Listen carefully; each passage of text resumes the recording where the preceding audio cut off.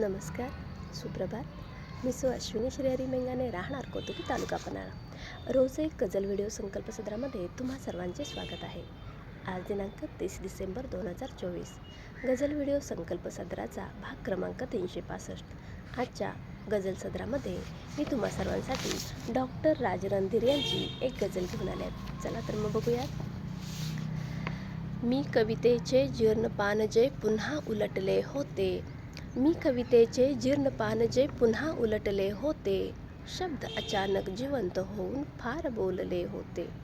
मायेने तळहात फिरवणी दूर धूळ मी केली, वहितले मग गंधित अक्षर पुन्हा बहरले होते. मिटवून डोळे मी शब्दांना पुन्हा बिलगलो अंती, शब्दातून या नाजूक काही अर्थ निसटले होते. कवितेतून मी तुला वाचले एक शिरशिरी आली, आभाळाने रंग उधळले चित्र काढले होते.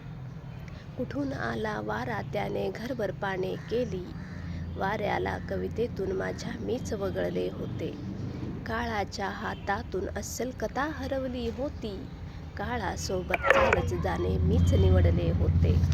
सैरावैरा दिशाहीन मी, सैरावैरा दिशाहीन मी धावत सुटलो होतो, काळाने तळपायाखाली स्वप्न तुडवले होते. डोळ्यामध्ये डोहाच्या प्रतिबिंब तुझे दिसले अन, डोळ्यामध्ये डोहाच्या प्रतिबिंब तुझे दिसले अन, डोळ्यामध्ये मी डोहाच्या प्राण त्यागले होते. मी कवितेचे जीर्ण पान जे पुन्हा उलटले होते, शब्द अचानक जिवंत होऊन फार बोलले होते.